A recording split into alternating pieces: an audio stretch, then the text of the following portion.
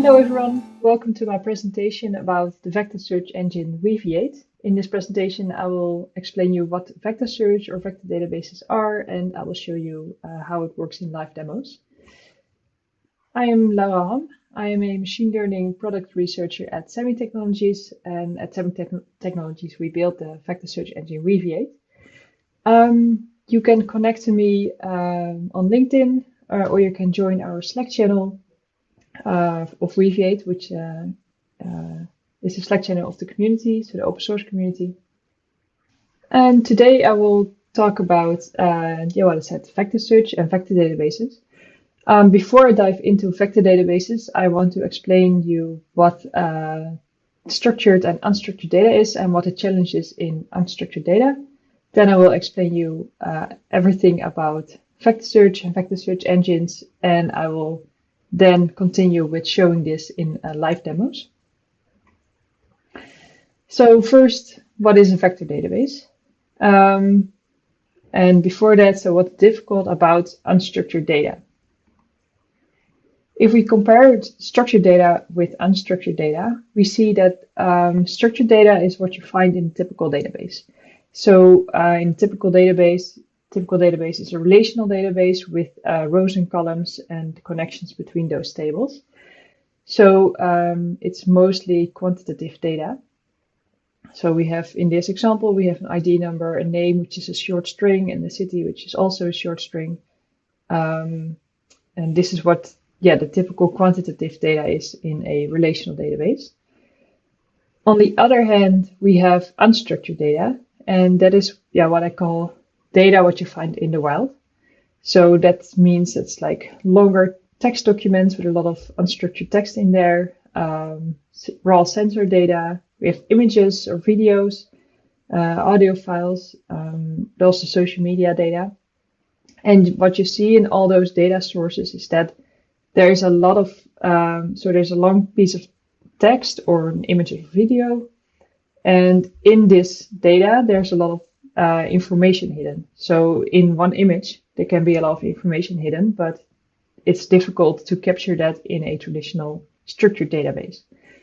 So with structured databases on the left-hand side, it's easy to search through, it's easy to store data, easy to make conclusions from the data because you have quantitative data.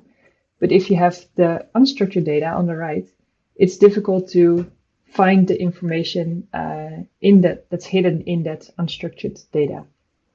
So if we take an example of a search engine on top of data sources, so a search engine on structured data, on relational data, it's really easy because it's quantitative data stored in those tables. If you have unstructured data, it becomes a lot more challenging. So here we have an example of, let's say we have a data set of news articles, and all those news articles have a title and a longer piece of text, which is the actual article. So if we have this one article, which is about dogs, so the title is The Origins of Dogs, How Dogs Were Domesticated. If you then have a search engine and you would search with the query in natural language animals, in a traditional search engine with structured data or relational data, you may not be able to find the article about dogs. And this is because we search for the word animals, while the article is actually not using the word animals, but it's using the word dogs. As humans, we know that animals are related to dogs, that dogs are a type of animal, so that maybe we want to see this article as a result. But if we don't use any semantic layer or machine learning that understands natural language in English, you may not be able to find this article in a traditional search engine. Then if we have a vector search engine, and a vector search engine uses machine learning to be able to understand the semantics behind language, you might be able to find actually this answer, this article, if you are searching with the query animals. And that is because, as I explained before, we know as humans that dogs and animals are semantically similar, and this is hidden in the English language, and the machine learning model is able to connect those two. Um, yeah, before I explain in detail how this actually works, vector search, I want to show you that you already know one vector search engine, and that is Google. So Google is a vector search engine too. With Google, you can put in a very abstract question, like this example, what color of wine is Chardonnay? And the answer, so Google will browse through all the open available web pages, and it tries to not only find the web page that is interesting to this query, but also extract an exact answer from this web page. So the question is very abstract. Google is able to find a concrete answer from a piece of unstructured data. And it also does it really fast. So in this case, you put in a query, what color of wine is Chardonnay? Google is first browsing through all its indexed web pages and find web pages that might contain this answer. So it found like 13 million, almost 13 million results in less than a second. And it's then also able to extract the answer, so white wine, from a paragraph from one of these web pages. So that's pretty impressive. And yeah, we're all really happy with that, of course. But Google is only able to do this with all the, or Google is doing this with all the unstructured data that is available on the public web. So all the web pages that is accessible by everyone. And this is only a very small portion of data that's available on all the world. That's because most of the data is, of course, available or in the hands of private companies or, yeah, for people themselves. And we don't want Google to see what your company has in terms of data. But then if you want to search through your own data, so we cannot use Google for searching through your own data. So then the question becomes is what if you could do the same thing? So searching through unstructured data to your own data in, of course, a simple and secure way. And that's where open source vector search engines come in. Weaviate is such a vector search engine which is open source. And yeah, as it says here, so instead of just storing raw data like traditional databases do, Weaviate leverages the power of machine learning model to vectorize data. And what this means, vectorization, is that machine learning models try to understand what your data is about while it stores data. And also, when you search through it using Weaviate, your search query will also be put through this machine learning model, be vectorized, and it's able to find data objects that are near your search query. So you can do discovery or classify similar search results in your dataset. So in short, Weaviate is a vector search engine that tries to understand what your data is about. On the right, you see a three-dimensional space, and this is an example, a simplified example of how data is stored in a vector search engine or vector database. So we have, in this case, 3 dimensions. In reality, this goes up to like 300 or even 3000 dimensions. And all these dimensions capture some kind of meaning of data. So on the right, we have some words and some images. And in these words and images have a meaning to a human. So, and the meaning is determining where this data object is stored in the database. So, for example, on the left, we have the word chicken. We have an image of a chicken. Those are very close because they have kind of the same meaning. So they are close together in the database. It's also relatively close to other animals like wolf, dog, cat, an image of a cat. But it's then far away, so all these animals are stored far away from things like an apple or a banana or the company's Google and Apple, because they're not semantically similar. So this is how data objects are stored in a vector database. And so when you then do a search query, so like animals we did before in the example, or in this case we have a search query kitten, it also puts this query in the hyperdimensional space, and it returns items or data objects that are close to this search query. So in this case, if you search for kitten, you will see data objects like cat or the image of a cat returned. And I will explain this in more detail in the coming minutes.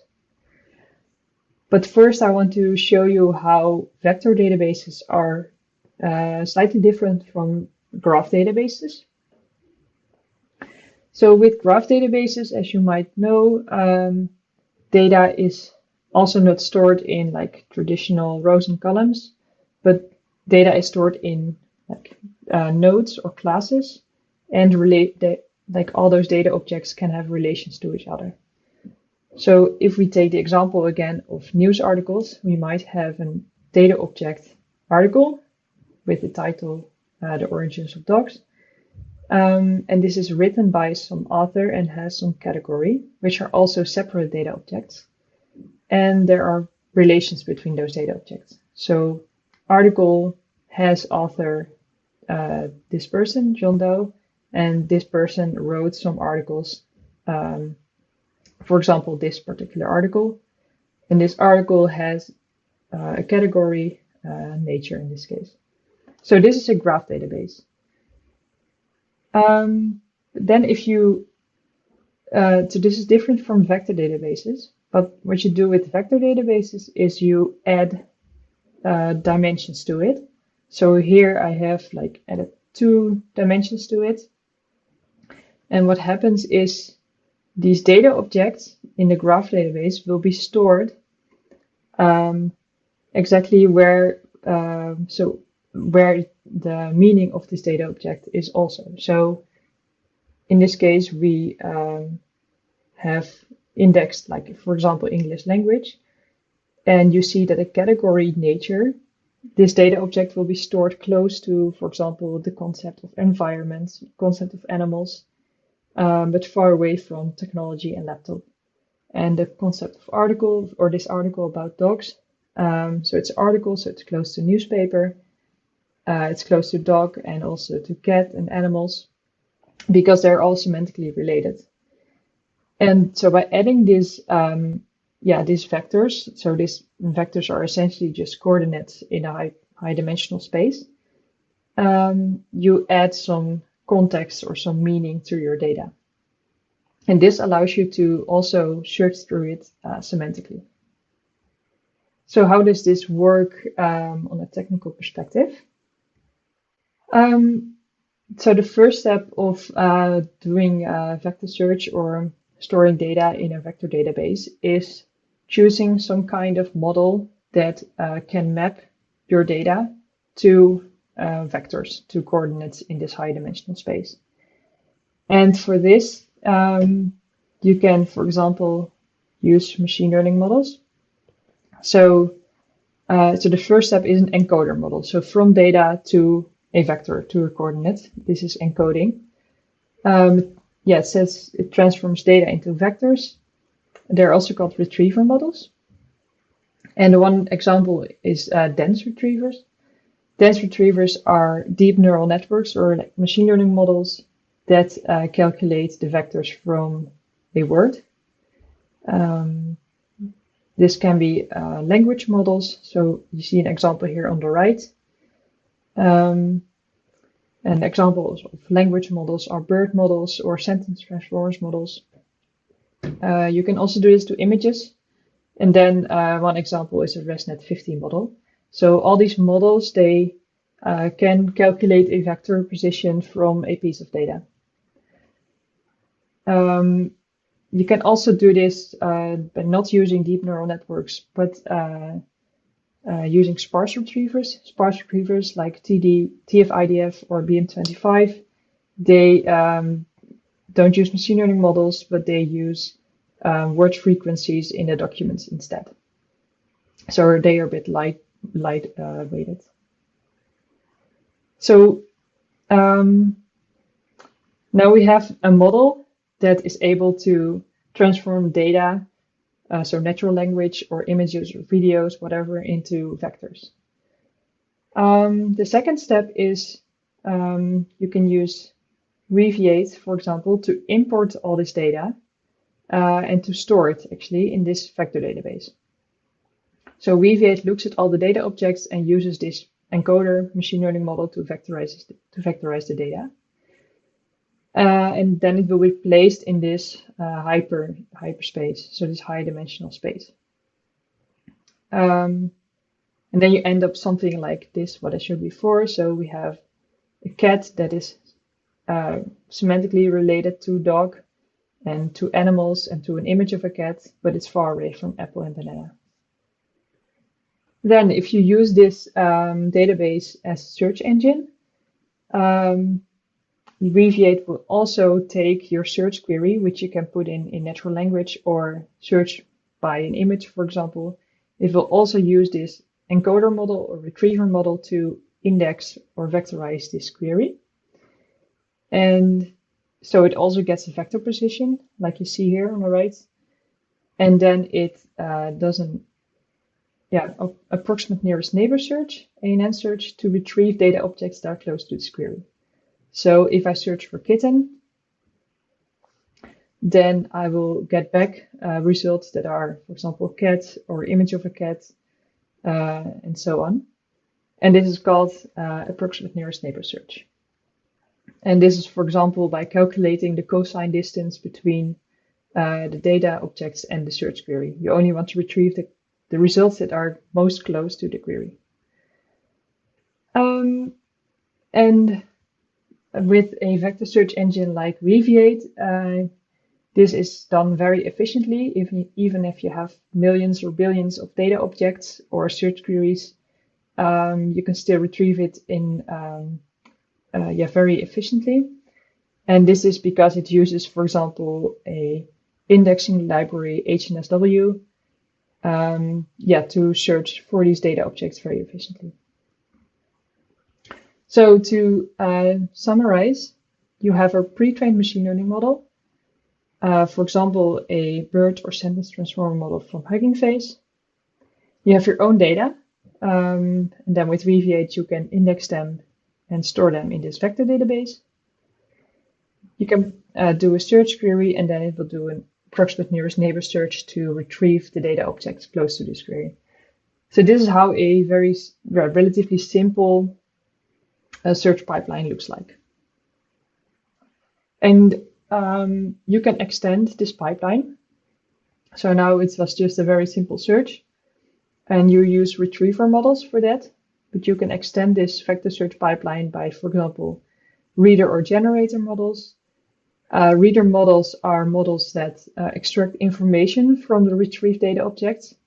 So that means you can do question answering. With question answering, you put in a natural language query, like really a question in your search query.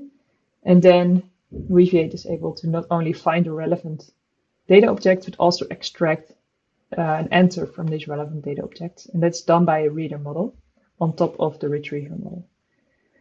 Another example is named entity recognition. You can also extend it by using generator models. Generator models use natural language generation to generate an answer, for example, from retrieved data objects. So here, for question answering in a reader model, it only searches in a data object for a particular answer, but doesn't modify it. It just retrieves a piece of data. A generator model can actually generate language from this data object. So for example, it can summarize a piece of text. So now that I explained you a bit how this works, then the question becomes, how do you use it? So how do you interact with such a vector database? Weaviate has two types of API endpoints. It firstly has like all the usual RESTful API endpoints for CRUD operations. And additionally, it has a GraphQL API for to do intuitive querying. So You can, of course, retrieve all the data objects with a get query. You can do semantic search or, for example, question answering, depending on what kind of machine learning models you have attached. And I will show you this. So there are two demos that are always available for you. The first one is a super small or relatively small data set of news articles. So it's only less than 4,000 news articles in there. So that's really small if we talk about machine learning. But this is just for demo purposes. Second one is the complete English Wikipedia indexed. So that's like billions of or millions of pages from Wikipedia, the English Wikipedia. And you can also search through it using Weaviate.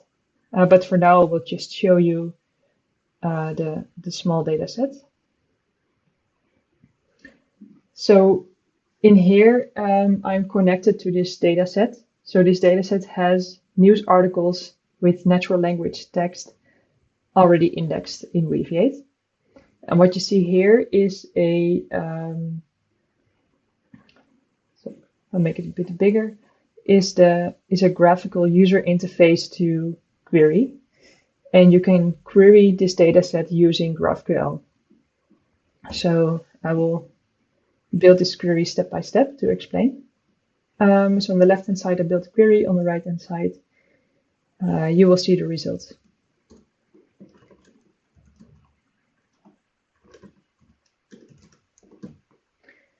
So I can do a simple query to get all the articles, so the news articles that are in the data set, and I just query, it's not a name, it's title.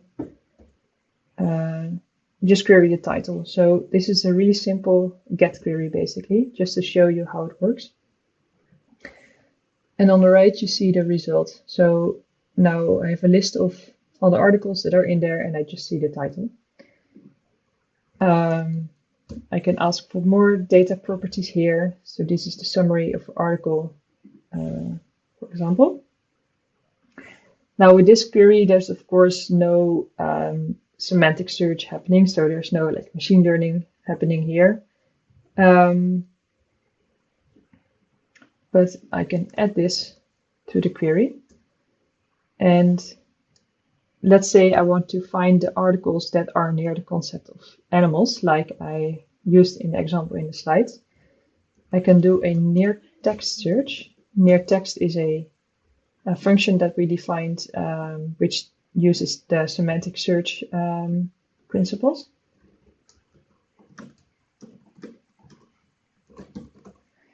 And for example, I can go for animals. So now I want to get all the articles that are near the concept of animals, and I want to see the title and the summary. And when I run this, on the right, I get back all the articles ordered on the relevancy to the query. So they are ordered on how close they are in the vector space to the search query. And as you can see, the first result is the example that I used in the slides. So the origins of dogs, a new idea about how dogs were domesticated.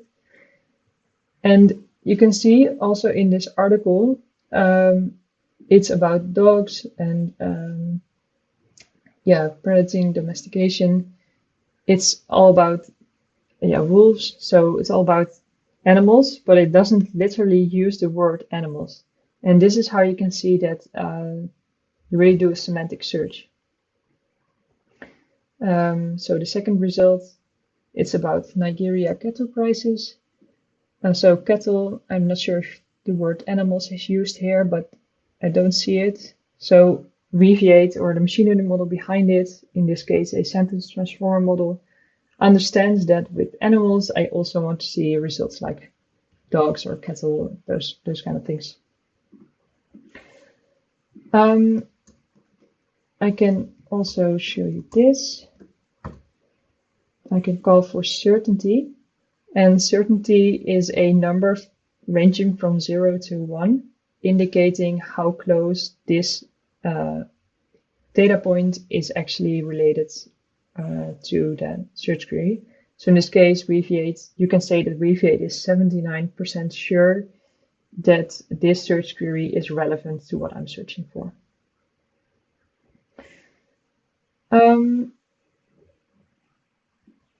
Okay, so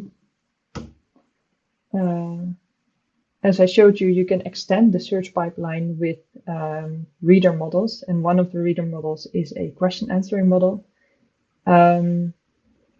So I can also ask Weaviate or this data set a detailed question.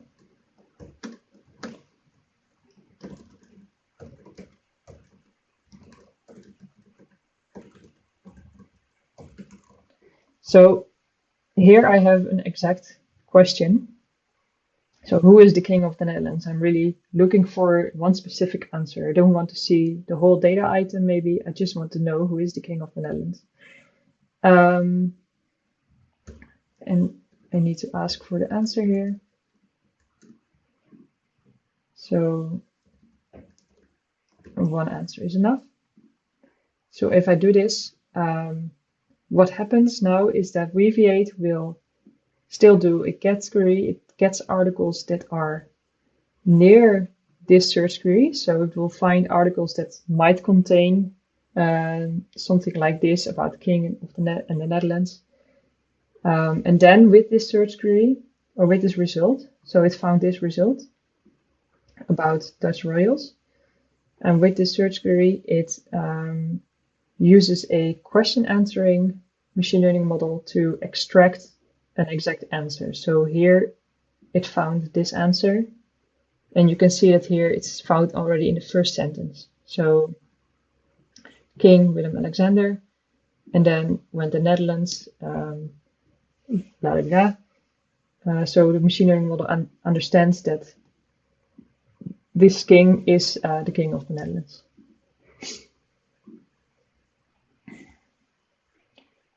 And yeah, there's also the complete English Wikipedia index, as I mentioned. So you can also ask questions to Wikipedia, and it works similarly. So you can play around with this if you want. You can find the links on also on our documentation on weaviate.io. So so this was a very simple example, what I showed you with just indexing text, but you can do more. You can also use machine learning models which uses multimodal search, so you can mix media types within Weaviate. This means you can also index images at the same time as text, so you can search by an image and retrieve text, or the other way around, so you can mix media types, for example. This is what I showed you before, so question answering.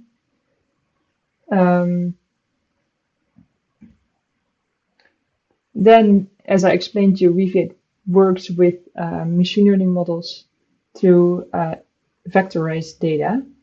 We have multiple machine learning models available out of the box.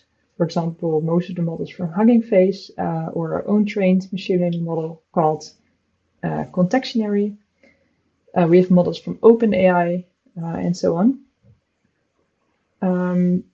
But you can also use Weaviate without any machine learning models if you want to use it as a pure vector search engine, or you can use custom machine learning models if you have your own trained machine learning model, but want to, for example, scale it or make a search engine from it. You can use Weaviate for that. And finally, what you can also do with Weaviate, because it uses these vectors, you can do classification, automatic data classification. For example, KNN classification, if you have training data or previously classified data available, or you can do zero-shot classification if you just want to use the context in Weaviate and you don't have any training data available. So that was my presentation about the vector search engine Weaviate. If you have questions, I'm available in the chat of this conference, or you can, of course, join our Slack channel, our community Slack channel, which is very active. And there's a lot of people who can help you out with questions. You can always shoot me an email, of course. And if you want to find out more, you can go to our website, which is weaviate.io. Okay, thank you very much.